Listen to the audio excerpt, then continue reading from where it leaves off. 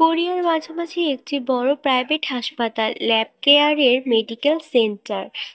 সকাল 9টা বাজে। ওয়ার্ডের করিডরে দাঁড়িয়ে আছে নতুন নার্স মিস ওয়াইন। বয়স 23, মাঝারি উচ্চতা, গায়ের রং গমের মতো, চুল বাঁধা, মিষ্টি মুখ, কিন্তু মনটা ভীষণ দুষ্ট। আজ তার প্রথম ডিউটি।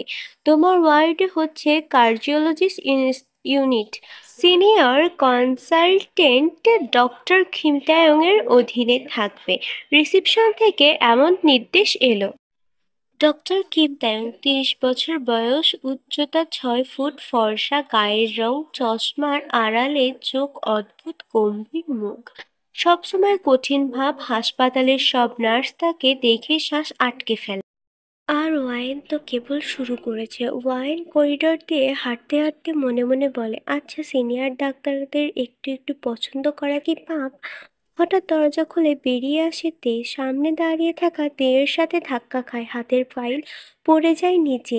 তুমি সামনের রাস্তা দেখো না? তে ঠান্ডা গলায় বলে। ওয়াইন তাড়াতাড়ি ফাইল উঠিয়ে বলে, সরি স্যার, মানে আমি আসলে আপনি তো পুরো সিনেমার হিরোর মতো হঠাৎ করে চলে এলেন। তে ওয়াইনের দিকে তাকিয়ে বলে, চুপ। ওয়াইনের মুখ লাল হয়ে যায়। ওয়াইন বলে, মানে আপনি দেখতে মানে ভয়ঙ্কর হ্যান্ডসাম। তীর ঠোঁটে এক চিলতে ব্যঙ্গ হাসি। হাসপাতালে অভিনয়ের নিষেধ। Nurse wine. ওয়াইন ফিসফিস করে বলে, তাহলে আপনি কি করছেন স্যার? তে বুড়ি কুচকে, আমি আমি রোগী বাঁচাই। ওয়াইন, আর আমি আমি বাঁচতে চাই আপনার আশেপাশে। তে একদম চুপ করে চলে যায়, কিন্তু পেছনে ফেলে যায় কিছু ধ্বনি, দুটো না বলা কথা, আর একটা চাপা হাসি। পরের দিন সকাল 10টায় হাসপাতালের কার্ডিওর ওয়ার্ডে ওয়াইন ব্যস্ত রোগীর ফাইল লিখছে। হঠাৎ ডাক্তার তে এসে পেছনে দাঁড়ায়। তে একটু ধমকে স্বরে, তুমি প্রেসক্রিপশনে কি লিখছো? পেইন কিলারের বদলে লিখছো পেন কিলার? ওয়াইন মুখ তুলে তাকায়, মুখে মুচকি হাসি। ওয়াইন বলে, ইচ্ছে করেই লিখছি স্যার। আপনি তো পেন দেখেন, আর আমি তো আপনার পেইনটাকে কিল করতে চাচ্ছি। তের চোখে 1 সেকেন্ডের জন্য মজা ফুটে ওঠে, তারপর আবার গম্ভীর্য ফিরে আসে। তুমি খুবই হাস্যকর ওয়াইন।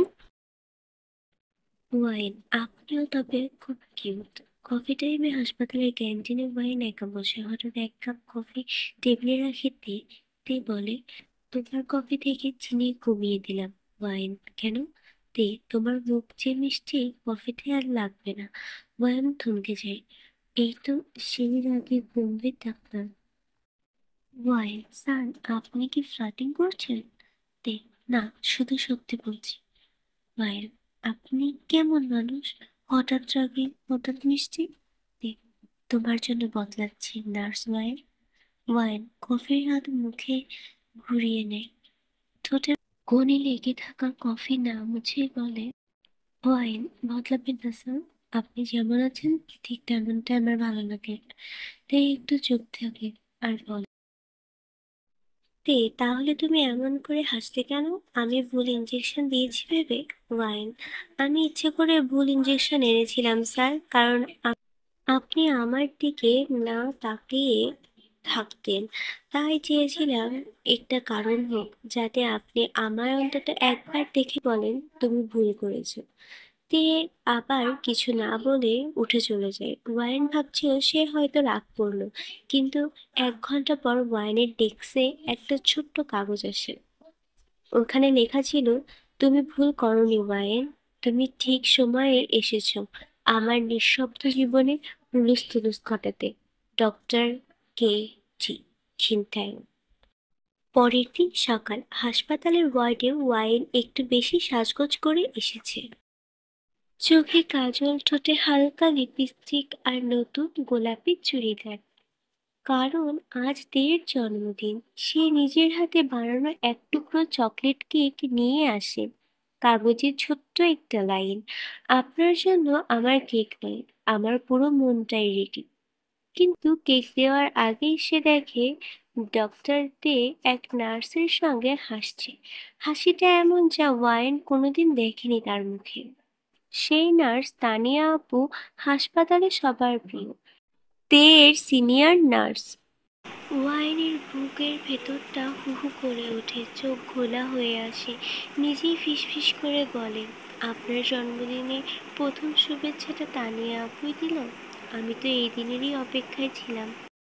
ওয়াইন চুপচাপ নিজের বানানো কেকটা ওয়ার্ডের ক্যান্টিনের ফ্রিজে রেখে দেয়, তারপর হাসি মুখ করে ডিউটি করতে থাকে। কিন্তু ডাক্তার তে এবার বুঝে ফেলে, আজ ওয়াইন দুষ্টুমি নেই, ঝামেলার কথা নেই, চোখে ঝিলিক নেই।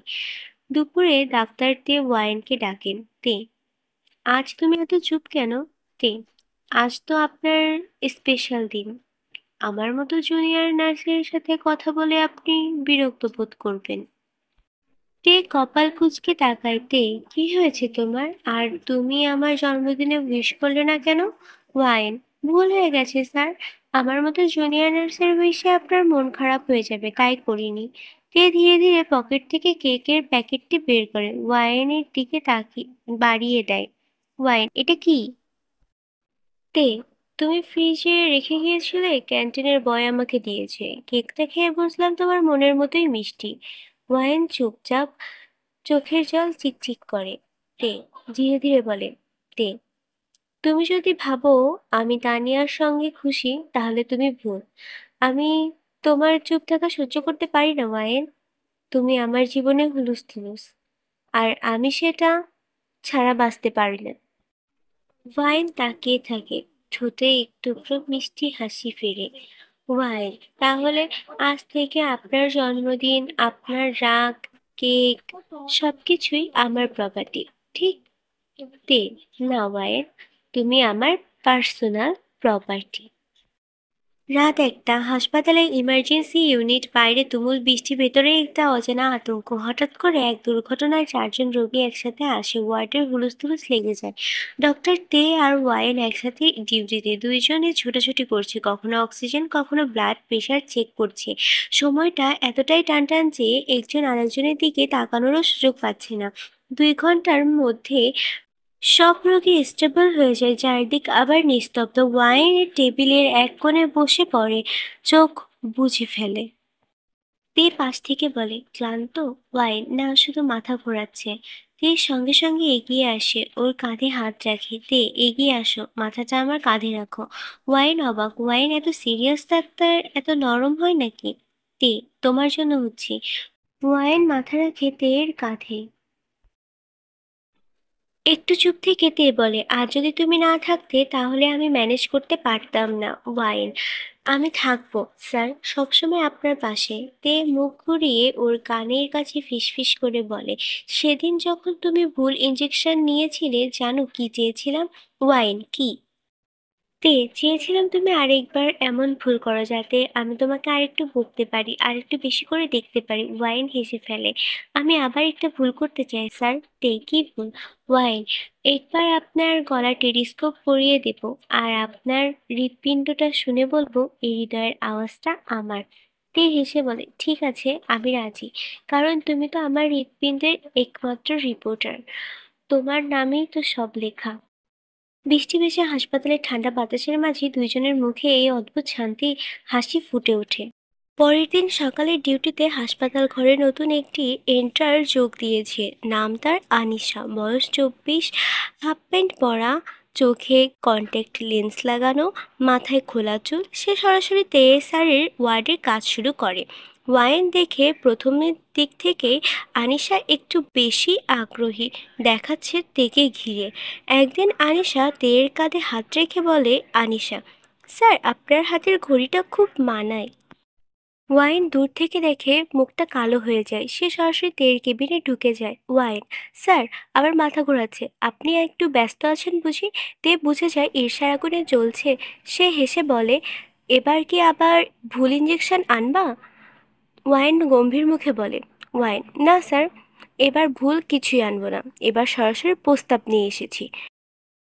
তে চমকে যায়। তে, কি প্রস্তাব? ওয়াইন চোখে চোখ রেখে বলে, ওয়াইন, এই হৃদয়ের হুলস্থুলস অনেক হলো, এবার আমার জীবনের প্রেসক্রিপশনে আপনার নামটা লিখে দিন। এবার বিয়ে করে ফেলুন স্যার, নয়তো আপনি ওই আনিশার হাত ধরেই চলে যান। তে হেসে ওঠে, ওয়াইনের ২ হাত ধরে। তে, আনিশা তো শুধুই ওষুধ বোঝে, আর তুমি তো আমার জীবনটাই বোঝো। তোমার যে ভালো নার্স, ভালো মেয়ে, ভালো জীবনসঙ্গী খুঁজেই পাই না আমি। ওয়াইন। ওয়াইন ঠোঁট কামড়ে বলে, তাহলে?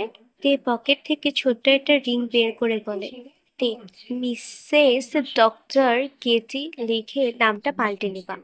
ওয়াইন হেসে কাঁপতে কাঁপতে বলে, ওয়াইন, আমি তো আগেই আপনার হয়ে গেছিলাম, আজ শুধু সিল লাগছে।